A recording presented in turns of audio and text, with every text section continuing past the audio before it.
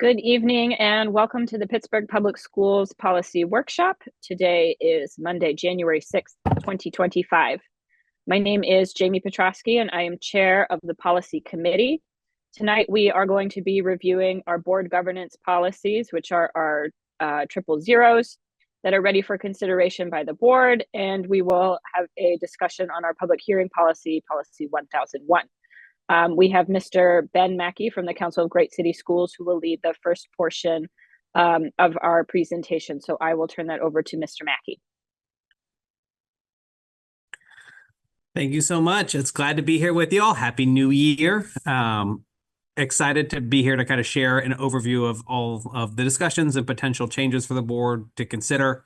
I just want to thank the board for being so thoughtful about this process, for pushing, pulling, and deciding on, language to consider that it can really think through and talk through. So I figure what makes the most sense, and please let me know if you want me to do this any differently, is there was, I believe, an accompanying presentation that kind of overviews the changes to the policies that the board is considering that I will start with, rather than going through each of the red line documents that the board and public have access to. But then you can let me know if you want to jump to any of these particular policies and look at the language itself here, or want to go about it in a different way. So you should be able to see my screen now. Let me put in presentation mode. Can everyone see my screen? Yep. So as far as the zero series of policies, which cover the board operating procedures, the purpose of this is just to overview at a high level what the actual red line changes in each of these policies would do or what they cover. And I've kind of split it up into 4 different slides that show 2 policies each except the last one, 007, which has the most changes. So it's why it's on one slide. And then because there's some, that one it's a policy, it kind of actually also translates it into a potential meeting schedule about what it would look like in practice, because that one deals with how board meetings are set up and the time between presentations and whatnot. So the first 2 policies, 001, the language in there refines the language around resolutions to make sure resolutions align with standard board agenda setting procedures, as opposed to being an alternative way of setting and changing agendas. So streamlining the ways to make sure resolutions fall within the board's regular agenda setting procedures. It also added language to underscore the board's focus on priorities that the board will define, and then created the standard that a board should review its policies at least once every 4 years, and that the policy subcommittee or committee would identify what that cadence is that makes sense for the Pittsburgh board. The reason for the 4 years is, again, so during a director's term, they would be able to see the review of every policy at least one time, depending on that. And then in policy 003, it added language underscoring the board's responsibility to monitor progress towards achievement of the priorities. It's not enough to just have priorities. We must publicly monitor them so that our community also sees our progress towards them and what we're doing about it. So those were the 2 changes that kind of summarize 001 and 003. 004, the language really highlights the board's roles in governance process, such as setting priorities and monitoring public progress towards those. It removed duplicative and or very vague language that in actuality didn't specify much because it was so broad. And then it removed specific dates to create system flexibility on what the school board needs to do. In policy 005, it left essentially most of this as state language, but it added language defining what the local district required training program to onboard new directors with content related to the Pittsburgh Public Schools governance philosophy, practices, and the priorities that Pittsburgh Public School Board determines to accept and focus on. 006 removed a policy requirement for standing committees focused on administrative work. It still allows and defines ad hoc committee structure for each new board to create any committees necessary to accomplish objectives. So if there is need for what some of the standing committees do, it's still possible for a board to do so. It's just that each new board would be able to set ad hoc committees that focus on the work the board needs to accomplish. And then It requires that ad hoc committees have specific charges and deadlines to ensure that they accomplish what the purpose is and why they are created in the first place. So while the policy recommendations in 006 remove a requirement for standing committees focused on administrative work, it still preserves the authority of the board to set any and all committees it sees fit, as long as it defines what the purpose of that committee is and what it is trying to do. And then in 009, it added a lot of language clarifying the governance roles, such as priority setting, community engagement, progress monitoring. It removed language specifying administrative responsibilities, which fall with the superintendent and administration, and it removed vague and or duplicative language. And then finally, 007 had some of the larger changes in here that kind of specified a little bit more.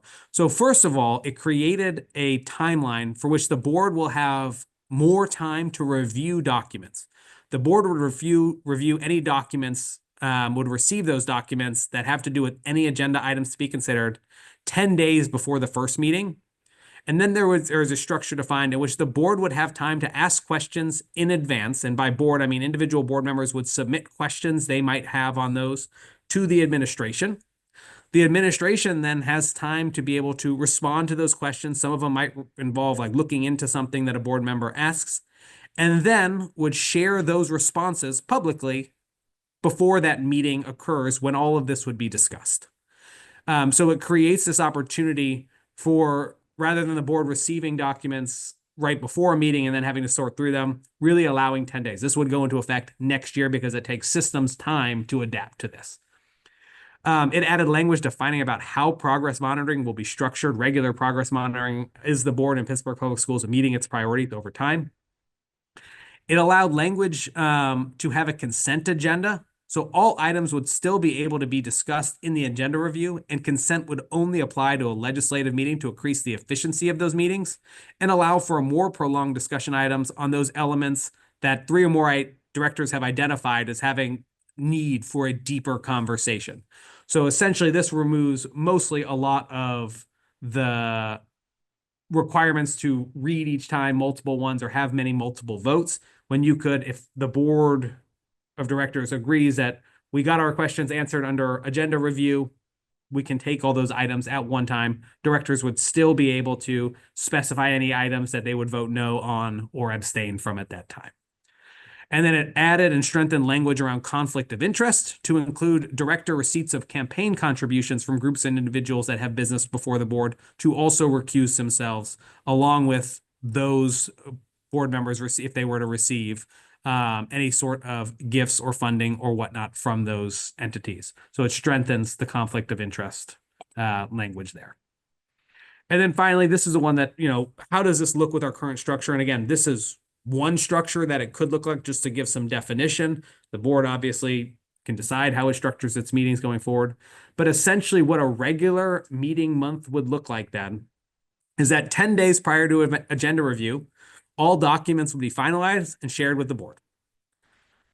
Board members and board directors would have that time to review all of that in advance, be able to submit questions. And 4 days before the agenda review, all directors should have submitted any questions they have on those items. And then administration is able to respond to those in writing and make those available to the public and board directors as an attachment to the agenda. And then the board would still have agenda review, where board directors would consider each item, ask relevant follow-up questions, and discuss items based on their merits. And then there might be some lingering questions for that or next steps. So between the agenda review and the legislative meeting, the board of directors would receive any responses to unanswered questions. If there's any required public hearings, those would take place. And board directors would then identify any items that still warrant further need for discussion at the legislative meeting and be able to pull those off of the consent agenda for further discussion. And then at the legislative meeting, the board would consider the adoption of the consent agenda as one item for everything that had not been pulled off, and then would consider adoption of any individual items pulled off for a separate vote and discussion. So that's just an example. Again, this was one of the ways to conceptualize what this could look like as a cadence of a monthly structure. But of course, the board could do what it sees fit in terms of structure. So that's a high-level overview of each of the policies and the particular language changes and the substantive discussion there. I'll turn it back over to you, Chairwoman, if you would like me to go into more in depth on any of those, or if we want to have discussion or questions, or how you'd like to structure it. Great.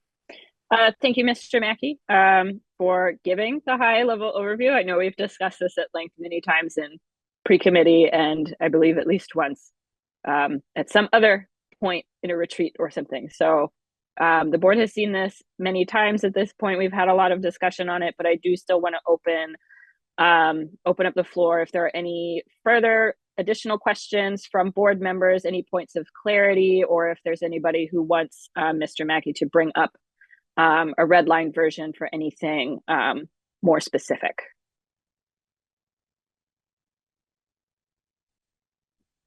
And I see Miss Silk has her hand raised. Please go ahead. Thank you.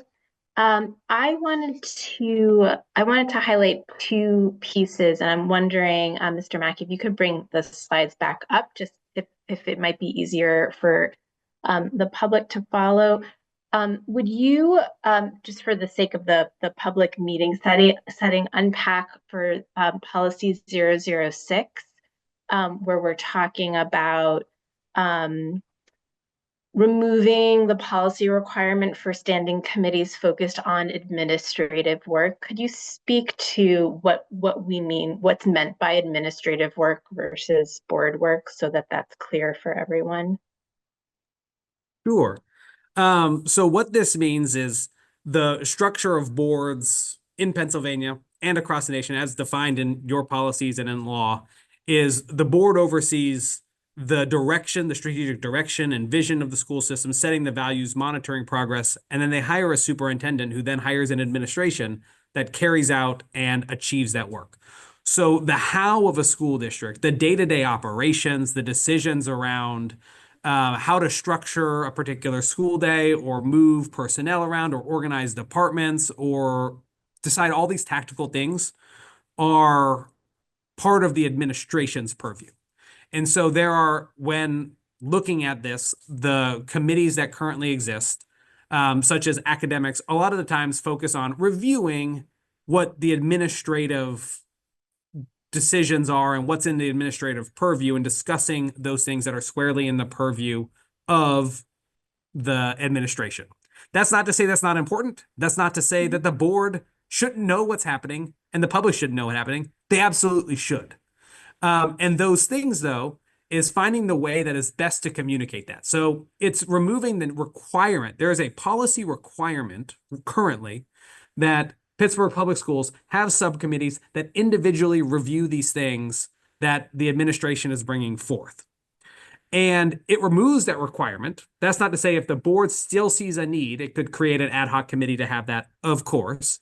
But also, if it's important, the board and the wider community should be able to see that as well. And that might not take place as part of a committee. It might be at the full board discussion as a discussion item or shared through other communication channels and whatnot. So it is currently an extra step to go through that takes a lot of staff time, where they are explaining to a smaller number of directors about administrative decisions that are in their purview, as opposed to thinking through what's the best way to communicate this fully to whomever needs to know that, whether it's the community, whether it's the full board or whatnot, and removing the policy requirement that those committees must take place at the current time. Thank you so much. And I know that we have delved into that, and I thought it was an important point to re-raise and make sure that folks who are tuning in would have access to that information as well. And then the other piece that I just wanted to highlight that I'm particularly excited about is on the slide for policy 007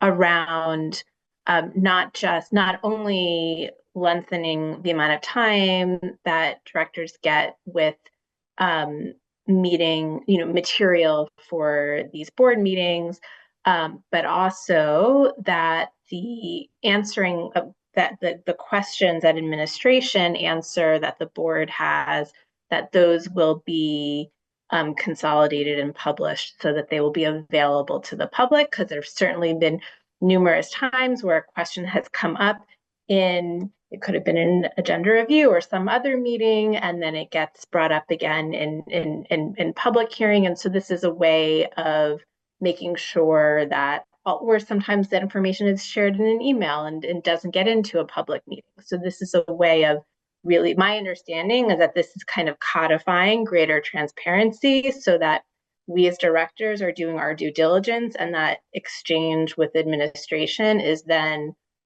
shared with the public as well, so that we all have that. Absolutely. And while we are presenting kind of the summary of changes and we're taking this into account from all individual conversations and have kind of put this together, this is squarely Pittsburgh Public Schools policy. So the directors have been the ones to say that this is what we want to see. And one thing that has been unanimous across what I've heard from all Pittsburgh Public School directors has been a need for increased transparency and discussion in the most effective manner. And this was one way to make sure that if, right now, if someone's got a question, they might get a question answered through one channel or another. That doesn't necessarily mean that all directors have that, and that the public has it. And this was a way to make sure that that would be available on any agenda item before it happens, to be able to have those questions answered that all directors can see, as well as the public, as the board is starting to consider potentially adopting an item. Thank you so much. Those are the 2 points I wanted to lift up. Thank you. Great. Thank you for your comments and input, Ms. Silk. Mr. Walker, you have your hand raised. Please go ahead. Yeah, thank you. And Ben, thanks for the concise kind of breakdown of what's happening. I wanted to talk just a little bit about the first one, the change to resolutions. And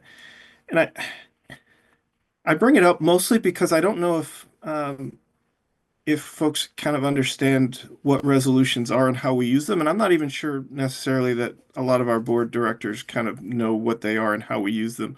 I know in the past, they have been used for various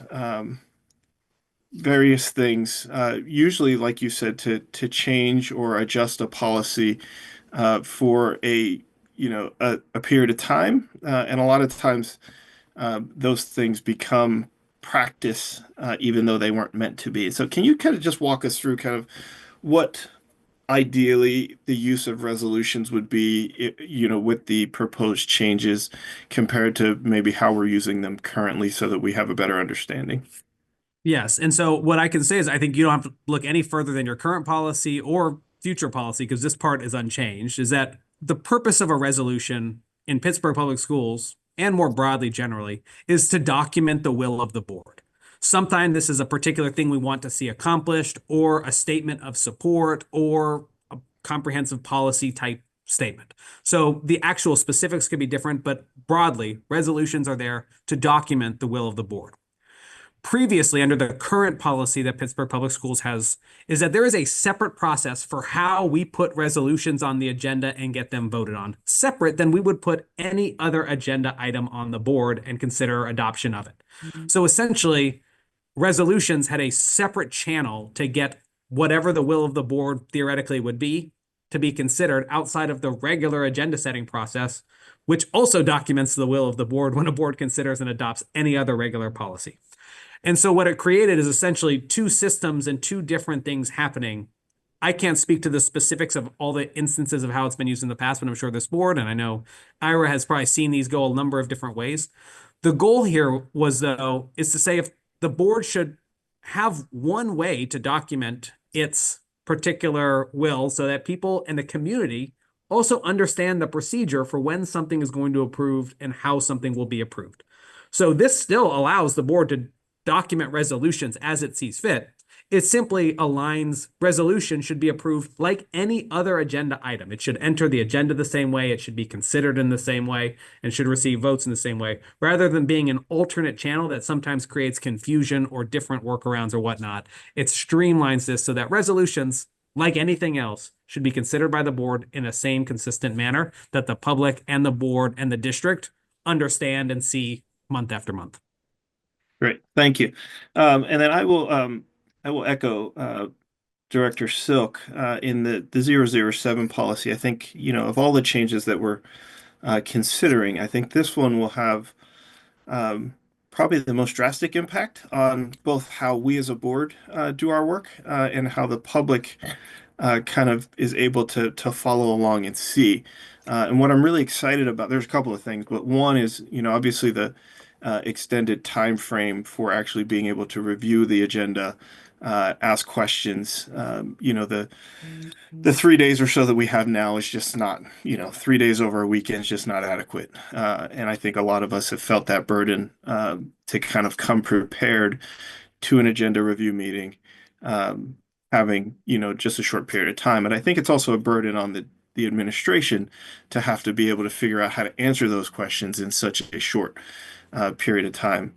And we know that over lots of agendas, questions get answered for various, individual board members, but they don't come to the full board or the public in any way that's really consumable.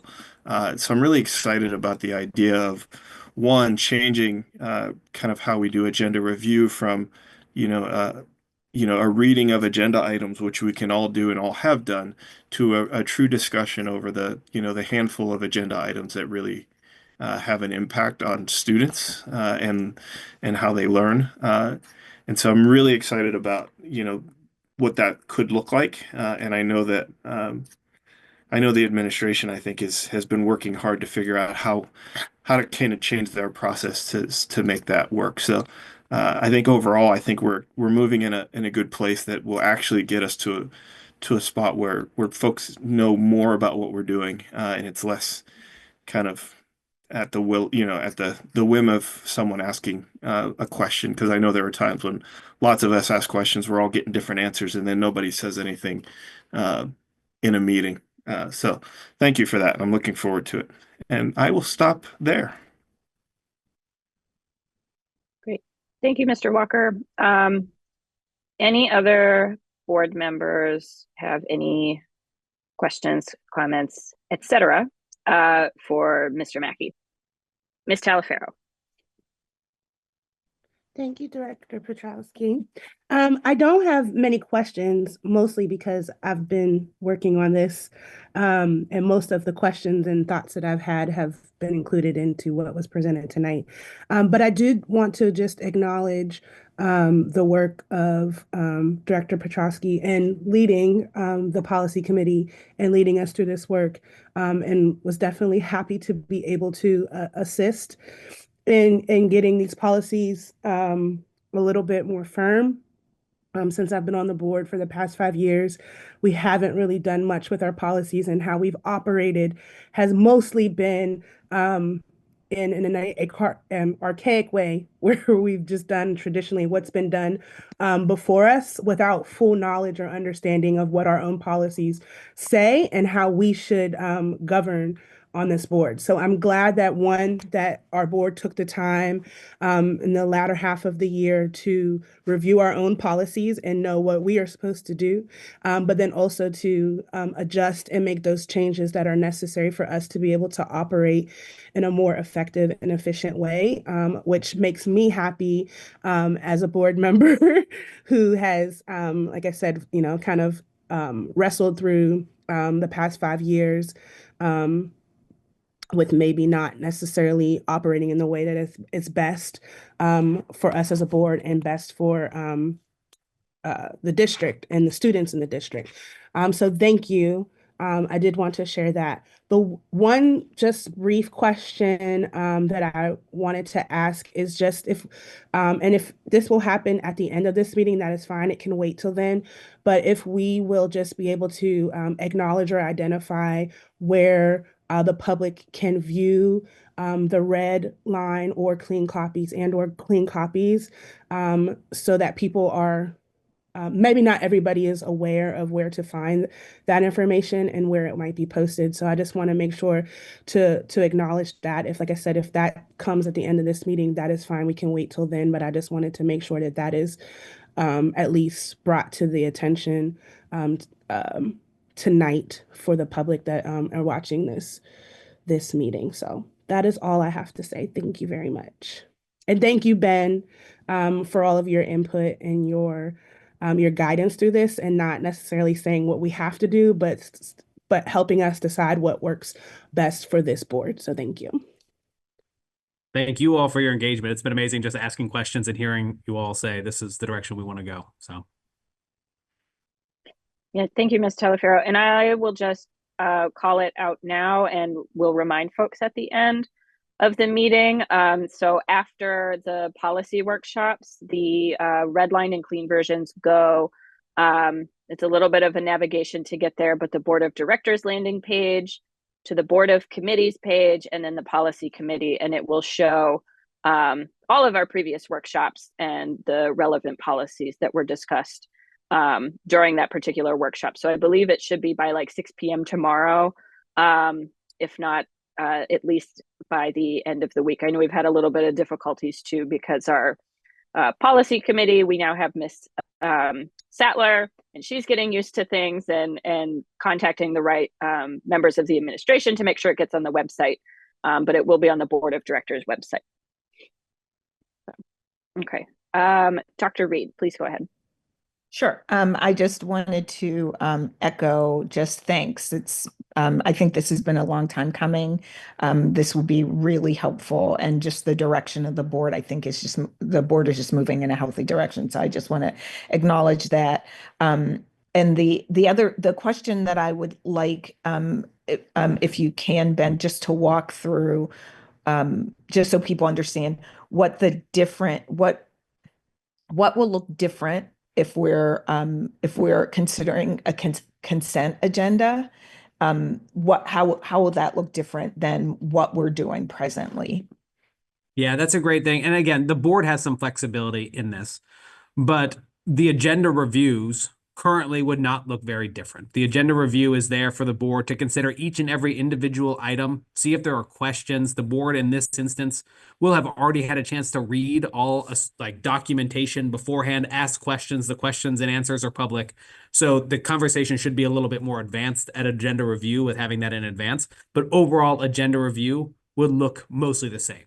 The difference would come when the board considers adoption of all of those items at the legislative meeting. So that's when the board would actually take action on those things.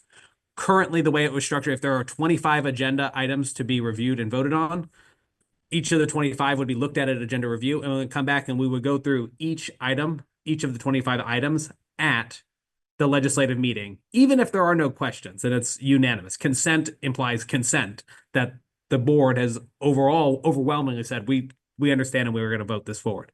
What it would look different would be, instead of going through each of those 25 items at the legislative meeting, essentially if 23 of them have wide agreement, all questions have been answered, the board of directors feels good about them, they would consider one item to adopt those 23 all at once, though directors could still vote no on a particular one or abstain if there was a need to.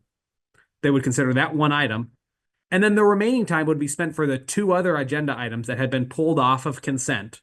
And the board would then have a more targeted discussion around those two items that actually still had a lot more questions or debate or whatnot on before considering it. So rather than going through each of the 25 items, there would be one consent adoption, and then a wider amount of time spent on the particular items that directors had more lingering questions about and wanted to pull off of consent.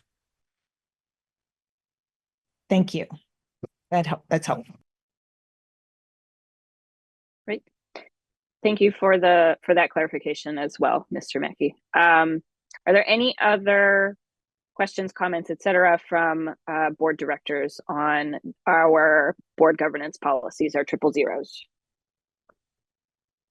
Going once, twice. Okay.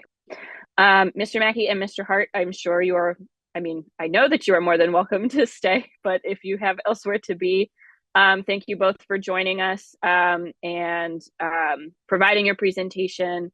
I want to encourage, members of the public and of course members of the board to, and again, reread the changes of these policies. It was a lot of work. Ms. Talaferro and I put a lot of work in it.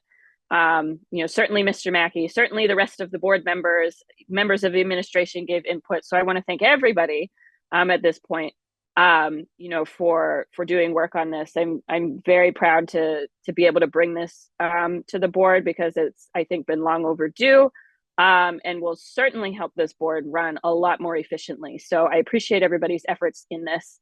So Mr. Mackey, Mr. Hart, if you would like to hop off, you're more than welcome to. Mr. Walker, I am actually going to put you on the spot because I know that you requested policy 1001 to be on tonight's agenda, and I'm not entirely sure how you wanted discussion to begin. But I do have policy in front of myself, and I'm sure I could, myself or Miss Sattler could share screen if necessary. Yeah, thank you. And it might be helpful to put it on the screen. I'm not sure. I wanted to bring this up for discussion tonight for a couple of reasons. One, obviously, a few months ago, we reverted our public hearing process and procedure back to its pre-COVID processes, which meant going from a virtual hybrid model to an in-person only. And I recognize that that's cause for, some frustration and some anger by folks who felt like we were doing something, to kind of take their voice away. And so I thought it was important that one, we kind of look at the current policy, which really is pretty straightforward. It kind of states that public hearing happens once a month in between agenda review and legislative meeting, and it creates kind of a time and space for that to happen. But otherwise, it is fairly kind of open to interpretation by the board. And so I wanted to bring it up, one, because I think it's worth a public discussion to decide if we as a board think it makes sense to adjust this policy to, one, either create policy that creates a hybrid version, or one that leaves it kind of open for boards to interpret how they want, on a, rotating, I guess, every 4-year review, how they want to run our public hearing process going forward. And I don't really, I don't really have a side here, but I think as a board, the 9 of us should kind of talk about this out in the open, and whatever the majority rule is how we move forward with this, how we function through board public hearing, I think is the way we should move forward. So I wanted to open it up for folks to kind of share their thoughts about what it looks like currently, and what you would like to see moving forward, and we'll go from there, because I think we know what those who have commented publicly about it feel, and I know that some of my board colleagues feel similarly. So I just wanted to bring it out in an open space so we can talk about this policy together, and then come to a resolution on how to move forward. Certainly. Thank you, Mr. Walker, and I can handle hand raising and all of those other kinds of things. Thank you. But I figured too. I'll just start it off, I think, because I was rereading the policy for our meeting this evening. And frankly, just looking at 1001, like it's out of date, period, and that's not anybody's fault here. I think it's just COVID had happened and abruptly changed. And so there are practices that this board has not been doing, at least to my knowledge, because I was not on the board pre-pandemic, but that the board has not been following. So like we request that speakers bring 15 copies of their testimony. And that was common practice before, according to Ms. Talaferro, with her knowledge. Thank you. But 15 copies of a piece of paper anymore. And so I think that there are absolutely even just some cleanup that we can make suggestions on as a policy committee. I'm still working on setting up those meetings. And in addition to, as I was looking at the website, it's not a policy, but our website needs updated because it still has Ms. Getty's information on it. Our policy says that you have to call a phone number, but then our website says, don't call this phone number, fill out this online form instead. And so there's not continuity between our policies and our practices anyways. We kind of knew that already, but it's getting, as we address it, it will continue to get worse. And so I'm happy to bring that to committee anyways, just for that general cleanup. I know, Mr. Walker, you wanted the discussion of you know, should this be virtual or not, or should public hearing have a virtual option? That I think it does, and I'll say it over and over again. But honestly, too, just for examples like tonight, we were going to have a hybrid meeting and snowstorms happened, and now we're fully virtual, and it's easy to switch over and do that. And so to just have the option, period, I think is helpful, not only for the public to give their testimony for a whole variety of reasons. Like we saw a woman last month, you know, on a scooter because she had surgery, and honestly, nobody should be doing that in the middle of winter, like coming to Oakland and doing things like that. People should be able to do that when they need that accommodation. So I think that the option should be there. That means, you know, in committee, we think that means like fill out a reasonable accommodation form or just check a box that says I will be virtual. That can certainly be up for discussion, but I think the option needs to exist because that is just the world that we live in now. And our colleagues across various levels of government, to my knowledge, like including the Housing Authority and, you know, my work at the URA, still offer virtual options for testimony. So regardless, I think it's just how we live now, and we can kind of, I think, figure out what that process looks like in committee. And certainly I will, you know, I'm done now. So if there are other comments from board members, please raise your hand and we could see how everybody else feels.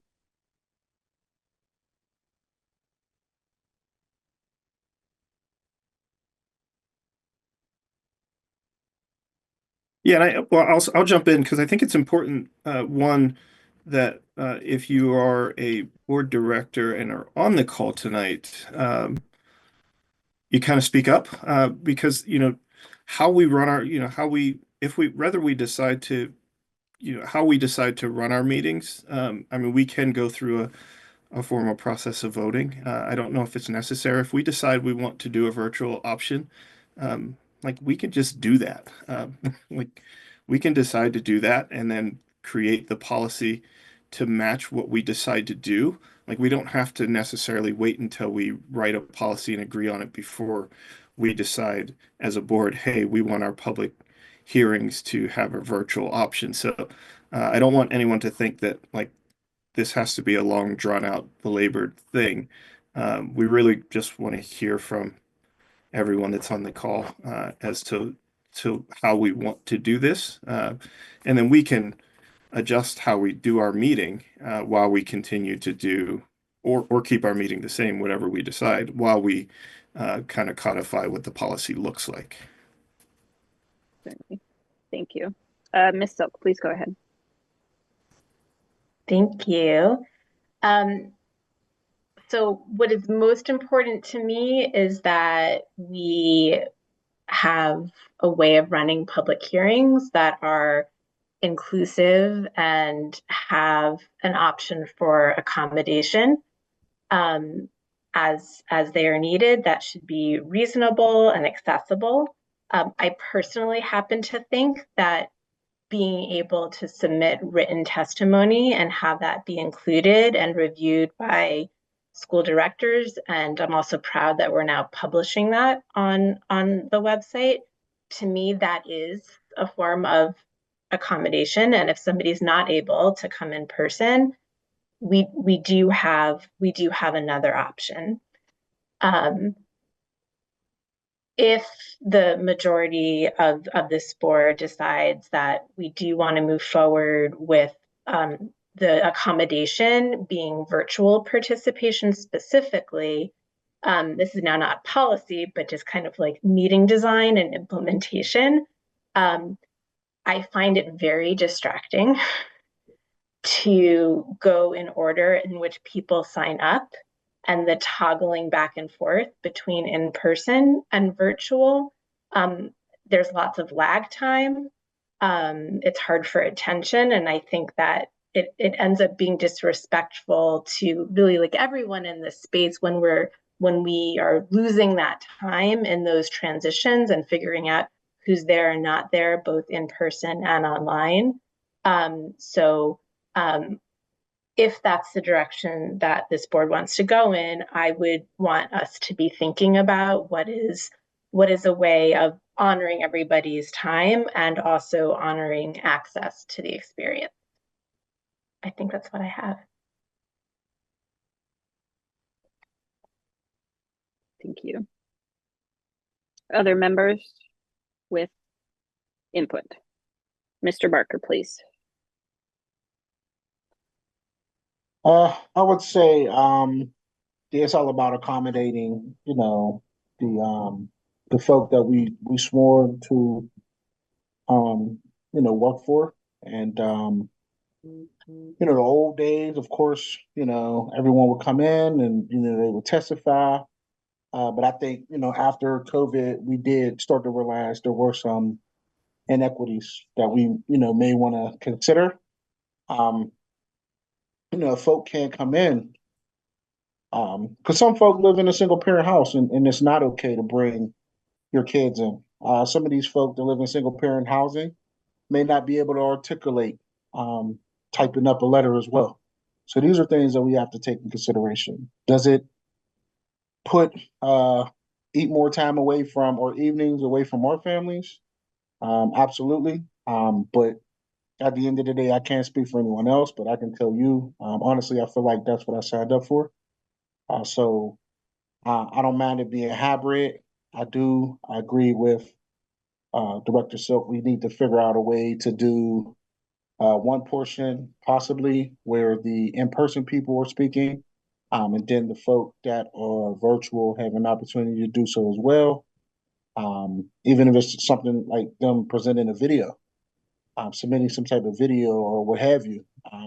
If we can do something, I think we do need to have a hybrid. That's what I truly feel. Thank you, Mr. Barker. Ms. Yord? Thanks, Ms. Petrowski.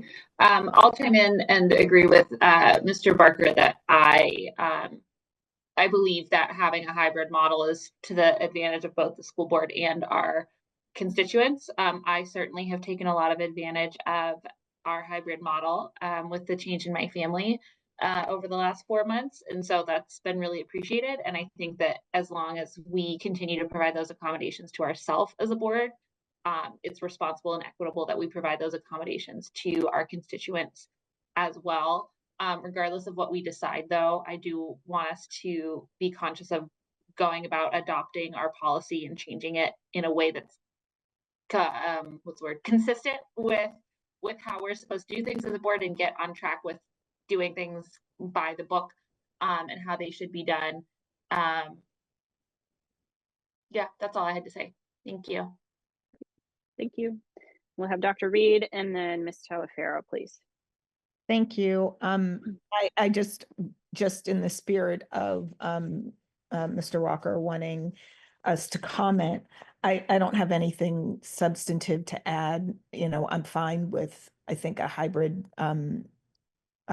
meeting does offer some folks access to testify that they otherwise would not have. And so I think that that can't be a bad thing, right? So I'm fine with that. Thank you. Thank you, Ms. Petrowski. So I have a couple different couple thoughts here. The first, I think, one, I'm glad we're having this conversation in a public format so that no one person can make a decision on anyone's behalf, and the public is very clear that we all have our own minds and opinions to make the decisions that we have to make as a board of 9 people. And I think that that's really important to me. I think the second thought that I had, just a little bit of historic context, that when I came onto the board in 2019, the practice was that all of our meetings were in-person meetings with a conference call option for board members who could not attend. And the only meeting that did not happen with was public hearing, I believe. That meeting was always traditionally in person and not recorded and not, produced for later to see. If you were there, you were there. If you missed it, that's on you. And then the pandemic happened and we switched to virtual, which was the most logical thing for us to do, but we never really addressed it in policy. And so now here we are, having to make a decision of whether we stay hybrid or if we go back to fully in person or fully virtual or whatever have you. And I think that with what has been said today, I think it's very clear that COVID changed how the life functions and things function for people, especially for our families. And so that there should be space for them to be able to access the public hearing, which is the only time we get to hear, so to speak, we get to hear the voice of the people that we serve and that we were elected to serve. And so I think that having space for that to happen is important. What I do also think is that we should make sure that it's clear and structured so people understand how public testimony works and understand what their role in public testimony is and what they need to be able to do, the steps that they need to take to be able to access that. And the reason why I say clear communication about that is because I think sometimes, like what Ms. Petrowski said, we do one thing, our policy says another, something else on the website, and then people just have their historic knowledge of how it's been in the past if they used to pay attention to board meetings pre-COVID. Now that everybody loves watching our school board meetings, post-COVID, I think that there needs to be that clarity so everybody understands. Well, I don't think we need 15 or however many hard copies. I do think it is helpful for those that are able to provide their testimony in a written form, whether they are speaking in person or virtual, because a lot of times testimonies don't make it to the 3-minute mark. And then we don't get to hear the rest of it. And sometimes I do want to hear the rest of those testimonies. And so I think that there are certain things that we can make sure to elevate that voice, that the voice of the public is heard and however we choose to move forward. But I also think that if we are going to make these changes or make these adjustments and move forward with it, that we need to just go ahead and do it in the policy and then start that process all at one time, and not just kind of start something and then fix it later. And because it gets us back into where we always have been, and for heaven forbid that we don't actually fix the policy. Now we're just doing something without it being written down, which we have historically always done. So I do think that we need to make sure that however we go about it, that we do our due diligence at putting it in the right places, making sure that the information is updated and in the correct locations for people, and that we communicate where those locations are, because people don't know how to navigate our website. And that just is what it is, new version or not, it's still confusing. And so we just have to make sure that we make testifying and the voice of the public heard very clear and concise so that everybody knows what they're supposed to do and that we get to hear the voice of the people. And I know there's one other thing that has come up in discussion before that I just want to speak on here. And I know that with our public hearings, our monthly public hearings that come before legislative, most times people are testifying on things that are relevant to what we're going to vote on 2 days later. And so I don't know if that's something we want to consider, is how we structure our speaker list, not just who calls in first, but what things are related specifically to the agenda that we're going to vote on, and then things that come after. And a lot of times I know people in the public organize when there's an issue or something that they feel really strongly about, and you get 100 people wanting to speak on one topic. It has nothing to do about what we're voting on. And I think those voices deserve to be heard just as much as the others. But I think we might want to consider how we structure our agenda too, so that we can get the people who are testifying on things specific to what we're going to vote on, or however order that makes sense, like what Ms. Silk said of, in-person testimonies first, virtual testimonies last. Some orders that makes it a little bit easier for us to be able to follow as well, especially if there are public hearings where there are multiple multiple speakers beyond an hour of time worth of time. So those are the thoughts that I wanted to just put in a space for discussion. But I do think that moving this to, if everybody has a clear agreement on how we want to move forward, then it shouldn't take much for the policy committee to be able to make those adjustments in policy and then go through the proper steps to set that policy, and then we move forward from there. That would be my suggestion in that. So thank you. Yeah. Thank you, Ms. Talafero. And for everyone who's on and who is watching, for clarity too, to Ms. Talafero's point of like just changing the policy first and kind of, start off on the right foot. Basically what that process looks like is, the policy would be introduced at another workshop similar to this, and then there's a 30-day comment period. So, I am, as well a fan of like, just do it right the first time so that we're not kind of like doing our old rules and then now we're doing our new rules and things like that. But so then that would mean that it would be, 2 months basically of, how it's currently being done of like in-person only, again, until those, and this would be inclusive of any of the changes, of like the 15 copies or the written testimony or the call this phone number, sign up here, whatever. So there wouldn't be any substantial change for about like 2 cycles of board meetings, just to kind of put that into perspective as well. And I do agree with other folks here too, of just like the prioritization of speakers. Our policy does currently allow for that technically, and I agree that I think it could be done as like, if we have 2 virtual speakers, they could go first and then we're done or whatever, just as an example. But so I think that is certainly something that could be discussed and put into the, the procedures of the policy, just to make that flow a lot more smoothly. Because you're right, like Ms. Silk is right, of just like when you're switching back and forth and it's like being interrupted or there's a technical difficulty with somebody's phone or computer, it really it disrupts the focus, I think, too, of the meetings. And then one last thing, just as a newer point that I wanted to add is like, I like having the virtual option too, just as board members, because since we don't have that virtual option at all, if there are days that I can't make it, like when my child is sick or what have you, I do watch the live stream. But to me, like we don't look present to the public, even though I'm sure many of us are if we can't be there in person, and it's more impactful, not just in, the image, but also to me to be able to like log in and see what's going on instead of this kind of zoomed out view or the speaker view and things like that. I think it makes it more impactful. So that's my last opinion on that. So Mr. Walker, I will turn it back to you. And then if there certainly obviously are other comments on it, folks can raise their hands, but I'll turn it back to you.